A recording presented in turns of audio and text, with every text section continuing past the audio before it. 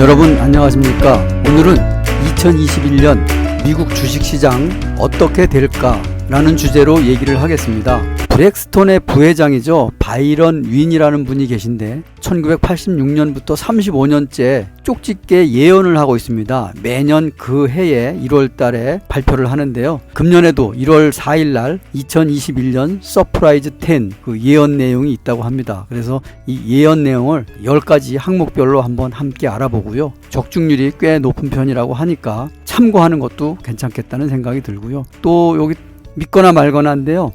이분 적중률이 뭐 맞을 때도 있지만 틀릴 때도 있거든요. 그래서 믿거나 말거나는 말을 썼습니다. 바로 이제 이분이 그 바이런 윈이라는 분인데 현재 87세고 투자만 한 50년 이상 했다고 합니다. 그리고 미국 최대 자산운용사죠. 브렉스톤 부회장으로 투자를 하고 있고 86년부터 이렇게 서프라이즈 10을 매년 초에 발표하는데 월스트리트의 투자자들도 꼭 읽어보는 투자 지침이라고 합니다.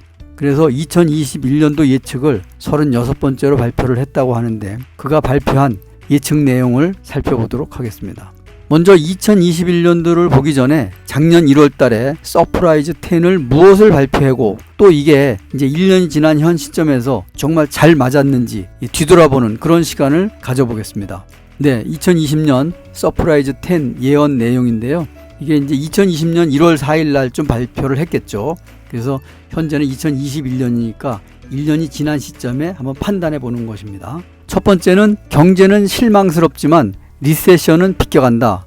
연준은 금리를 1%로 낮출 것이다. 미중 무역 협상은 끝나지 않을 것이다.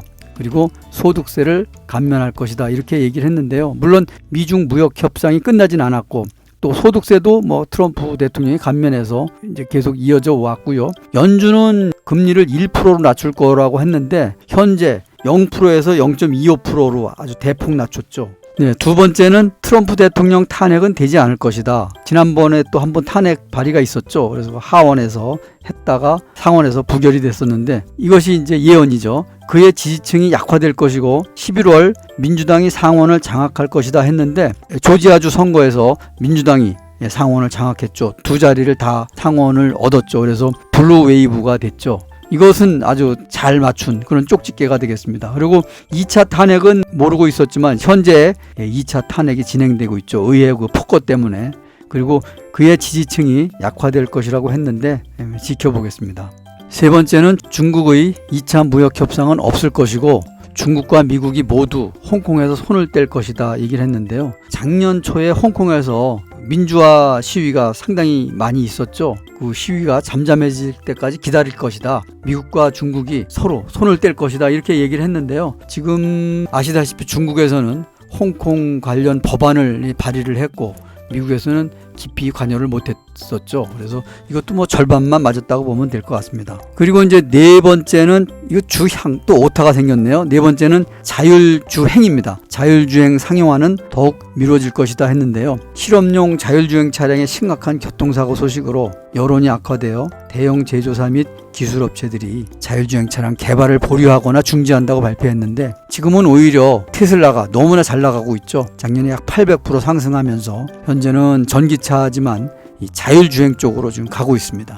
다섯 번째는 이란은 경제 제재의 고통으로 이스라엘과 사우디를 상대로 적대적 행위를 늘릴 것이다. 호르무즈 해협은 닫힐 것이고 국제유가는 70%로 치솟을 것이다. 이렇게 얘기를 했는데요. 이것도 뭐 제대로 맞진 않았죠. 물론 이란은 경제 제재에 지금 고통을 받고 있지만 이스라엘과 사우디를 상대로 적대적 행위를 늘리지도 않았고 또 호르무즈 해협도 뭐 소통이 잘 되고 있고 국제유가는 최근에 좀 올라서 50달러 선을 오락가락하고 있습니다만은 작년 1년 내내 40달러에서 50달러 이하로 왔다 갔다 계속 했었죠. 그래서 70달러로 치솟을 것이라는 말은 맞지 않고요. 또 호르무즈 해협은 뭐 금년 초에 지금 우리 유조선을 이란에서 환경 오염을 했다고 해서 이란으로 끌고 가서 지금 뭐 협상을 하고 있는 그런 상태죠. 그건 뭐 작년 사건은 아니었으니까요. 잘 맞지는 않았다고 보면 되겠고요. 여섯 번째를 보겠습니다. 주식시장 고평가 논란이 있지만 S&P 지수가 3,500 이상 오를 때가 있을 것이다. 변동성이 증가할 것이며 2.5% 이상의 조정이 여러 번 있을 것이다 이렇게 얘기를 했는데요. 주식시장의 고평가 논란은 계속되어 왔고요. 또 S&P 지수가 3,500 이상 오를 것이라 했는데요. 작년 연말에 3,500을 넘어서 3,700까지 갔었죠. 상당히 많이 올랐고요. 또 변동성이 증가할 것이며 5% 이상의 조정이 여러 번 있을 것이다 했는데 이것도 지난 3월 달에 그 코로나 사태로 변동성이 너무나 컸었죠. 근 한 달 동안에. 그리고 5% 이상 그 하락도 여러 차례 있었고요. 그래서 이것도 거의 뭐 맞았다고 보면 되겠습니다.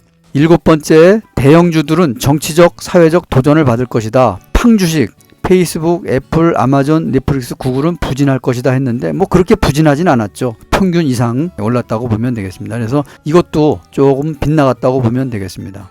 다음은 이제 8번째가 되겠는데요. 영국은 브렉시트 딜로 EU와 작별해서 승자로 판결날 것이다.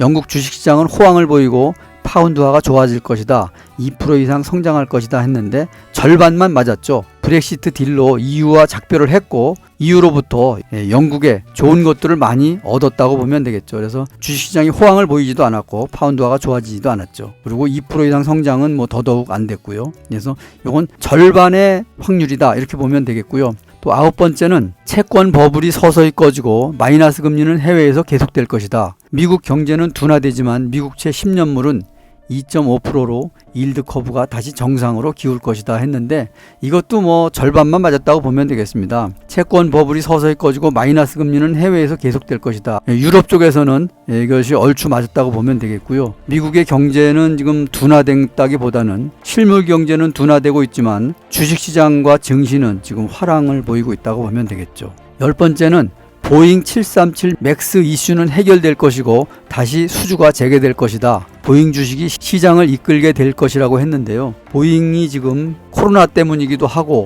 그러다 보니까 지금 어려움을 겪고 있고 또 수주가 재개되지도 않았죠.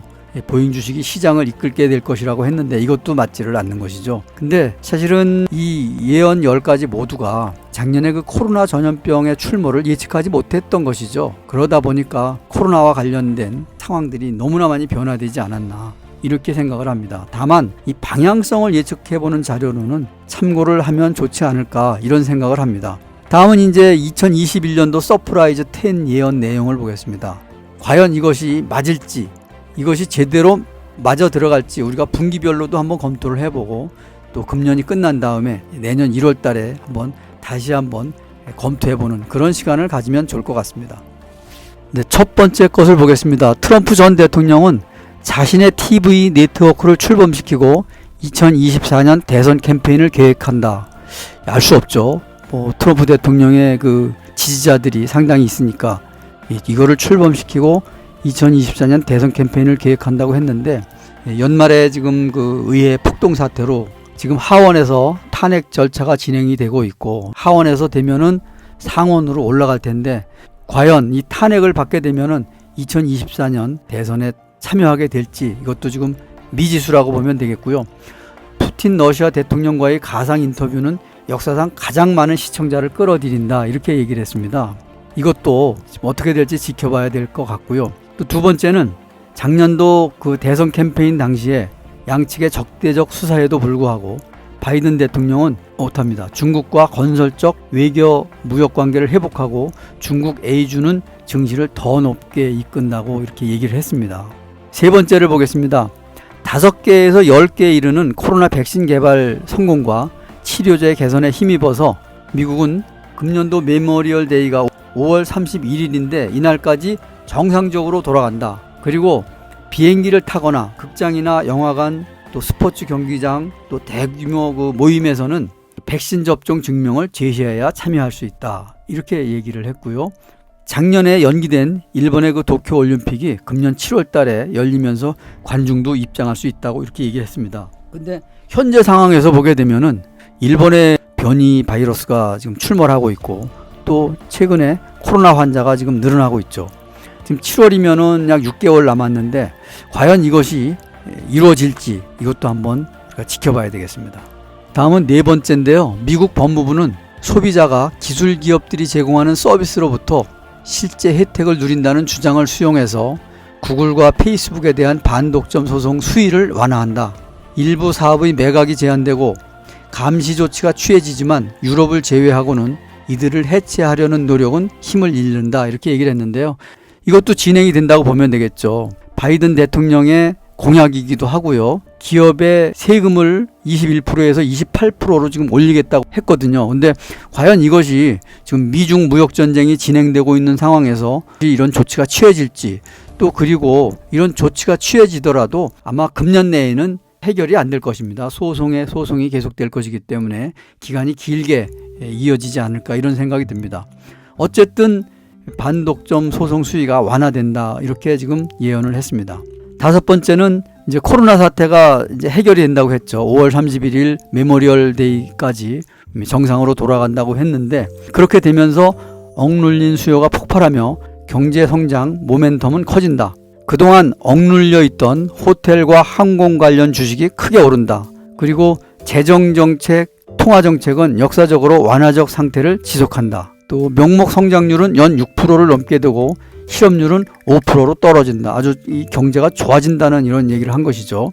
그리고 2010년에서 20년까지 그 장기 사이클을 넘어설 새로운 사이클이 시작될 것이다. 이렇게 예언을 했습니다. 이렇게 된다면 참 좋겠죠. 그 다음에 여섯 번째는 완화적 정책의 미국 연준과 재무부가 MMT라고 하죠. 현재 통화 이론을 받아들인다.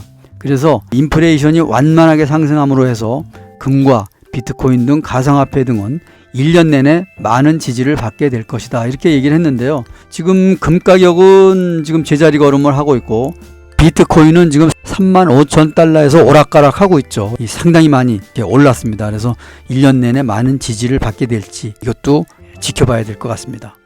다음은 일곱 번째로 에너지 회사들이 장기 성장에 대한 예상치를 낮추고 있지만 단기 투자 기회는 커지고 있다. 경제 정상화는 산업활동과 이동을 촉진하고 WTI 서부 텍사스 원유는 배럴당 65달러로 상승한다. 이렇게 예언을 했습니다. 지금 현재는 50달러를 오가고 있죠. 많이 오른 거죠. 지금 현재도. 근데 65달러까지 상승한다고 하면은 작년 초 70달러 내외로 올라갈 수 있는 것이 되겠죠. 또 셰일오일 채굴 기수가 다시 증가하며 에너지 업종의 하이힐드 채권이 급등한다. 에너지 주식은 최고의 성과를 거둔다. 이렇게 예언을 했습니다. 여덟 번째를 보겠습니다. 뉴욕 증시는 오름세를 지속할 것이다. 기술주와 헬스케어 또 기타 주식들도 동참을 할 것이다. 동반 상승할 것이다. 이런 얘기죠. 증시는 상반기에 20% 수준의 조정을 받지만 S&P 500은 4,500까지 오를 것이다. 이렇게 얘기를 했습니다. 그리고 경기 민감주 소형주는 경기 방어주 대형주에 비해서 수익률이 앞서갈 것이다. 대형 기술주들은 매도 대상으로 수익률은 1년 내내 뒤처질 수 있다고 얘기를 했습니다. 팡 주식들이 대형 기술주가 되겠죠. 그래서 이것도 2021년도에 부진할 것이라고 했는데 지켜봐야 될 그런 내용이 되겠네요. 다음은 아홉 번째가 되겠습니다. 경제가 지속 성장하면서 미국채 10년물의 수익률 금리는 2%까지 상승한다. 인플레이션이 상승하면 실질 금리는 0에 가깝게 유지된다. 미국 연준은 주택 매매, 자동차 소비 등의 확대가 이어지길 원한다. 이를 위해서 장기금리 상승을 막기 위해 국채, 장기물의 매입을 늘릴 것이다. 이렇게 얘기를 했습니다. 연준에서 부동산과 자동차 매매 시장이 강하게 유지되기를 바라는 것이죠. 그래야 경제가 활성화될 것이기 때문입니다. 열 번째는 코로나 백신 접종과 미국 경제, 금융시장의 강세로 달러 하락 추세는 바뀔 것이다. 이렇게 얘기를 했네요.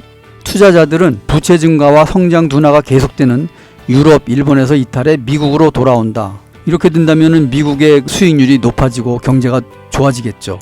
그러면은 전반적으로 주식시장도 상승할 수 있는 그런 모멘텀이 될 것 같습니다. 이렇게 10개를 발표했고요. 10개 외에도 이제 몇 개씩 발표를 하는데 3개를 추가로 발표했습니다. 이것은 가능성이 낮지만 있을 수 있는 내용이다 해서 3개를 발표했는데 이것도 함께 보겠습니다.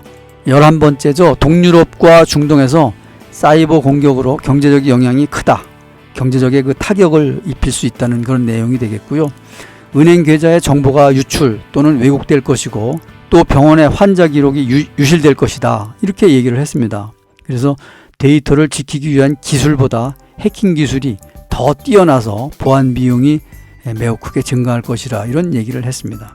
12번째는 우리가 관심 있게 보고 있는 테슬라가 되겠는데요. 테슬라가 글로벌 자동차 제조기업을 인수한다고 했습니다. 이게 이제 내연기관 자동차 기업이겠죠.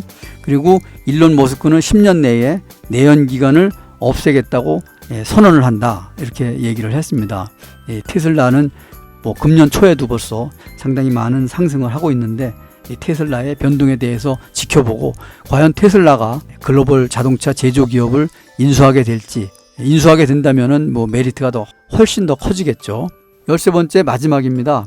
김정은은 미국 로스앤젤레스에 도달할 수 있는 장거리 미사일 발사 위협을 한다. 그리고 LA를 파괴해버리겠다고 위협한다고 했습니다.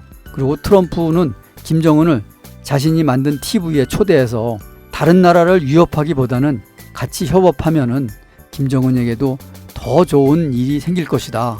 그리고 세계가 더 나아진다고 설득해서 미사일 실험을 중단시킨다.